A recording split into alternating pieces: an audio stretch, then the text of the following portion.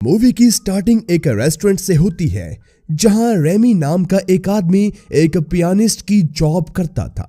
वो अपनी जॉब से खुश था क्योंकि उसे पियानो बजाना काफी पसंद था, मगर इस जॉब से उसे ज्यादा इनकम नहीं होती है और वो अपनी फैमिली की केयर अच्छे से नहीं कर पा रहा था। वही अगली सुबह जब रेमी सोकर उठता है तब वो देखता है कि उसकी वाइफ मार्टिन कहीं जाने के लिए तैयार हो रही है। असल में मार्टिन अपने फोटोशूट के लिए जा रही थी।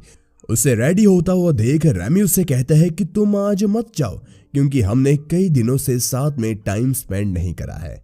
जब मैं घर आता हूं तब तुम अपनी जॉब पर चली जाती हो और जब तुम आती हो तब मैं।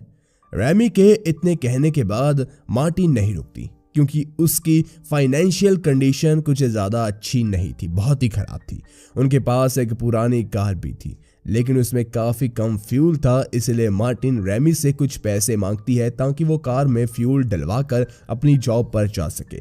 अब क्योंकि वो कार पुरानी थी इसलिए वो स्टार्ट नहीं हो रही थी, इसलिए रेमी कार को पुश करके स्टार्ट करता है, लेकिन आधे रास्ते में ही ब्रेक न लगने की वजह से मार्टिन का एक्सीडेंट हो जाता है और वहीं इसकी मौत हो जाती है।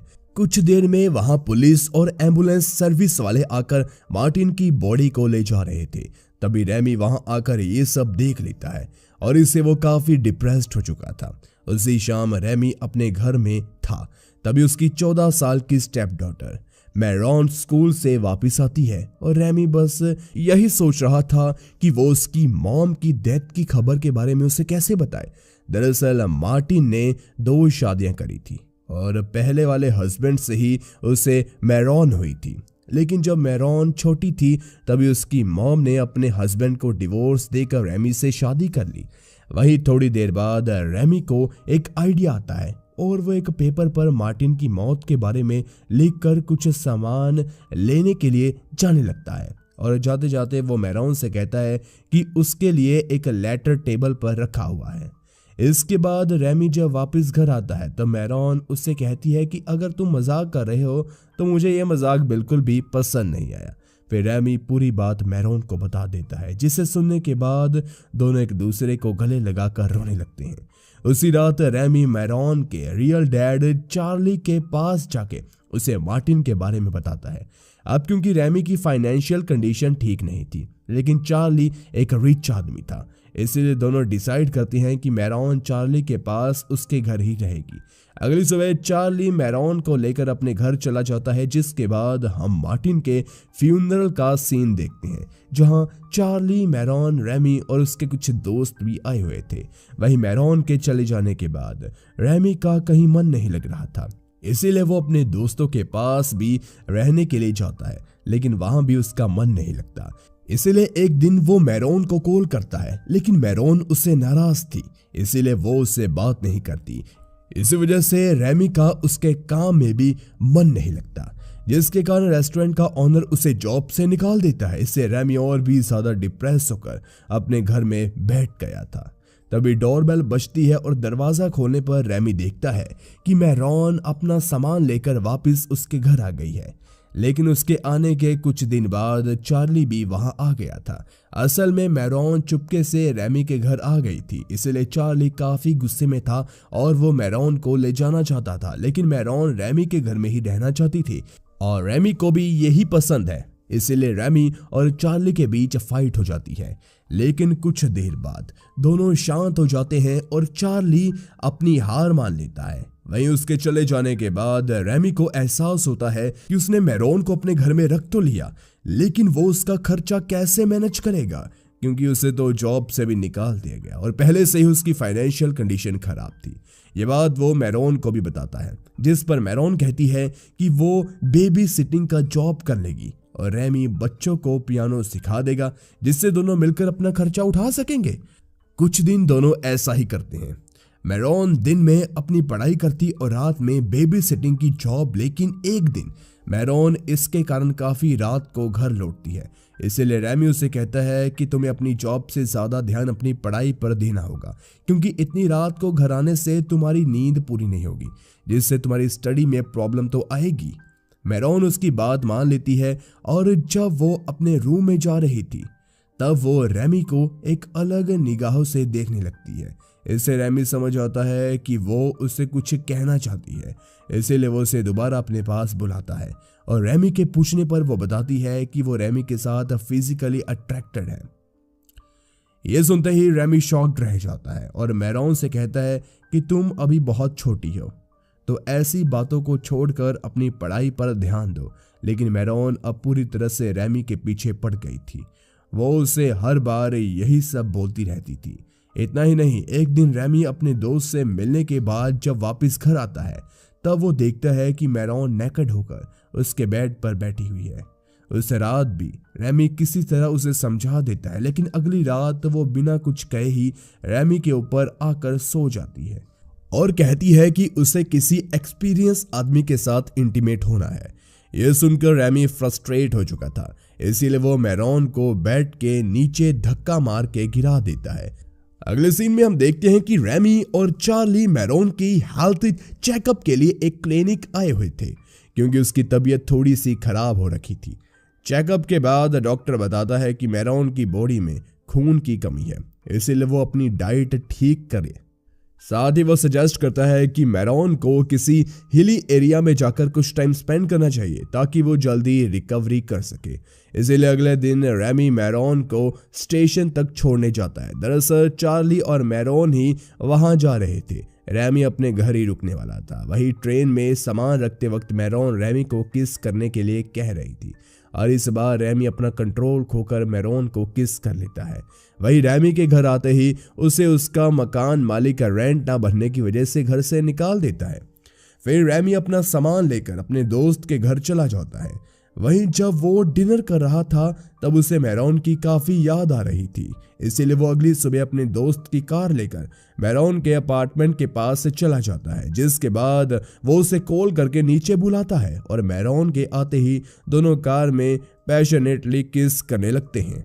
इसके बाद मैरॉन रैमी को लेकर एक होटल में जाती है, जहां एक रूम में वो रैमी को ले जाती है। साथ ही वो उससे कुछ पैसे भी देती है जो कि उसने अपने डैड से लिए थे।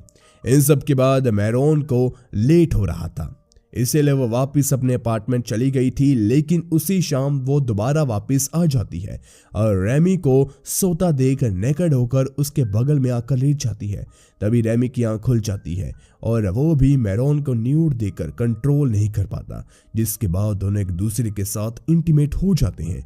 वही रैमी जब वापस अपने शहर जा रहा था तब वो मार्टिन को याद करते हुए कहता है कि उसने जो कुछ करा वो गलती से हुआ और उसने मैरॉन के साथ आराम से ही करा था।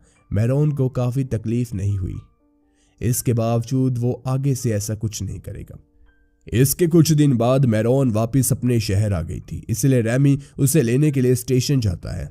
वहीं घर पहुंचने पर हमें और मैरॉन को पता चलता है कि रैमी अब एक काफी पुराने घर में रह रहा है। उसी रात रैमी मैरॉन को समझाता है कि उनके बीच जो कुछ हुआ वो बस एक गलती थी। साथ ही वो मैरॉन को उसके एज के बच्चों के साथ दोस्ती करने के लिए कहता है। इसलिए अगली रात जब रैमी अपने न्यू जॉब से घर आता है तब वो देखता है कि मैरॉन अपने एज के काफी सारे बच्चों को घर में बुलाकर पार्टी कर रही है। ये देखकर रैमी को गुस्सा आता है, लेकिन वो ज्यादा रिएक्ट नहीं करता। इसके कुछ दिन बाद मैरॉन की एक फ्रेंड का बर्थडे था, जिसमें वो रैमी के साथ ही गई थी और पार्टी खत्म होने के बाद जब दोनों घर वापस आते हैं तब रैमी मैरॉन को देखकर खुद को रोक नहीं पाता और खुद उसे नेकेड करके इंटीमेट होता है।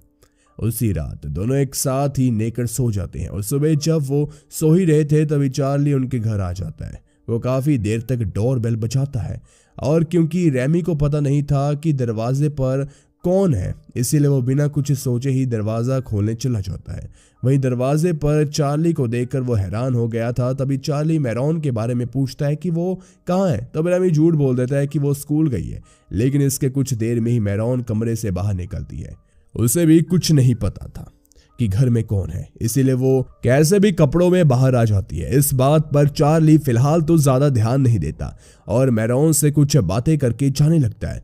जब चार्ली बाहर ही गया था तभी रैमी और मैरॉन एक दूसरे को किस करने लगते हैं। बदकिस्मती से चार्ली उन्हें विंडो के जरिए देख लेता है और जल्दी से घर के अंदर आकर उन्हें टोकता है और उनसे पूछता है कि कहीं तुम दोनों एक साथ तो नहीं सोते। इस पर रेमी भड़क गया था, इसलिए चार्ली को लगता है कि ये सिर्फ उसका एक वहम है और इसी तरह दोनों का भांडा फूटने से बच जाता है। अगले सीन में हम देखते हैं कि मैरोन आधी रात को कहीं से भागकर अपने घर आ रही थी। दरअसल वो जिस बेबी की बेबी सिटिंग करती थी वो अचानक से बीमार पड़ गई, इसीलिए वो रेमी से हेल्प लेने के लिए अपने घर आई थी। जिसके बाद दोनों तुरंत उस बेबी के पास उसके घर जाते हैं और जल्दी से डॉक्टर को भी बुला लेते हैं। वहीं चेकअप के बाद डॉक्टर बताती है कि उसे बस फ्लू हुआ है और जल्दी ठीक हो जाएगी। इसी दौरान उस बच्ची की मॉम घर आ जाती है, जिसके बाद मैरोन उसे सारी बात बताती है। दरअसल मैरोन के पास उस लेडी का नंबर ही नहीं था, इसलिए वो पहले अपने स्टेप डैड के पास गई थी। अब क्योंकि रेमी के पास दवाई और डॉक्टर को देने के लिए पैसे नहीं थे, इसीलिए वो अपने दोस्त की वाइफ से पैसे लेकर डॉक्टर की फीस और दवाई का इंतजाम करता है। इन सब के बाद जब रेमी और मैरोन अपने घर आने वाले थे तब काफी बारिश होने लगती है, इसीलिए वो उस लेडी का अम्ब्रेला लेकर अपने घर आने लगता है और रास्ते में ही रेमी मैरोन से उस लेडी के बारे में पूछता है, जिस पर वो बताती है कि उसका नाम शार्लेट है और वो भी एक म्यूजिशियन है।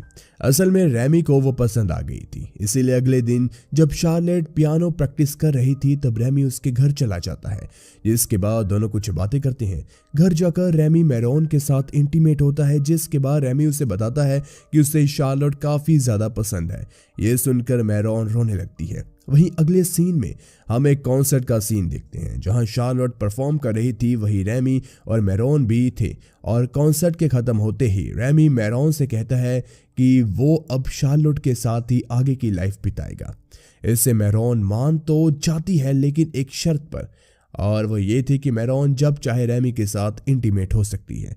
रेमी उसकी ये शर्त मान लेता है, जिसके बाद रेमी अपने डैड के पास चली जाती है। वहीं मूवी के लास्ट सीन में हम रेमी और शार्लेट को एक दूसरे के साथ इंटीमेट होते हुए देखते हैं और इसी के साथ हमारी ये मूवी खत्म हो जाती है। गाइस, वीडियो पसंद आई हो तो लाइक कीजिए, ऐसी ही वीडियोस के लिए हमारे चैनल को सबसे पहले सब्सक्राइब कीजिए। मिलते हैं एक और कमाल की वीडियो के साथ। Thanks for watching.